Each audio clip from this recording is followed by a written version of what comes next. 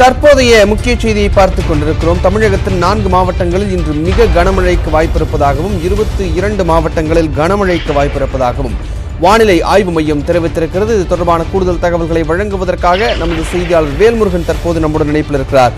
வேல்முருகன், விவரம் என்ன? விஷ்ணு, வட இலங்கை ஒட்டியிருக்கக்கூடிய தென்மேற்கு வங்கக்கடல் பகுதியில் நிலவும் வளிமண்டல மேலடுக்கு சுழற்சியின் காரணமாக இன்றைய தினத்தை பொறுத்தவரைக்கு நீலகிரி, தஞ்சாவூர், திருவாரூர், நாகப்பட்டினம் உள்ளிட்ட மாவட்டங்கள்ல கனமழை முதல் மிக கனமழை பெய்ய வாய்ப்பிருப்பதாக சென்னை வானிலை ஆய்வு மையம் தெரிவித்திருக்கிறது.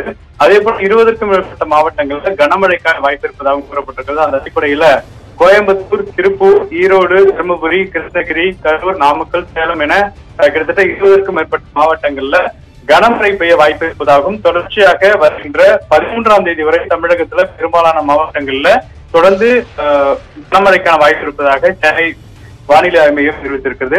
குறிப்பாக சென்னையை பொறுத்தவரைக்கு அடுத்த 48 மணி நேரத்திற்கு வானம் ஓரளவு மேகமூட்டத்துடன் காணப்படும் என்றும் நகரினுடைய ஒரு சில பகுதிகளில் மிதமான மழை பெய்யக்கூடிய வாய்ப்பு இருப்பதாக கூறப்பட்டிருக்கிறது. மீனவர்களுக்கான எச்சரிக்கை விடுக்கப்பட்டுள்ளது. விஷ்ணு, வேல்முருகன், இனி எதிர்வரக்கூடிய நாட்கள்ல எவ்வளவு சென்டிமீட்டர் அளவிற்கு அதிகபட்சம் மழை பெய்வதற்கான வாய்ப்புகள் இருப்பதாக வானிலை ஆய்வு மையம் கணித்திருக்கிறது? தொடர்ச்சியாக இந்த மாதத்தினுடைய 4ஆம் வாரத்துல வடகிழக்கு பருவமழை உருவாவதற்கான வாய்ப்பு இருப்பதாக தற்போது கணினி ரீதியான அந்த அடிப்படையில சென்னை வானிலை ஆய்வு மையம் ஒரு தகவலை வெளியிட்டிருக்கிறது.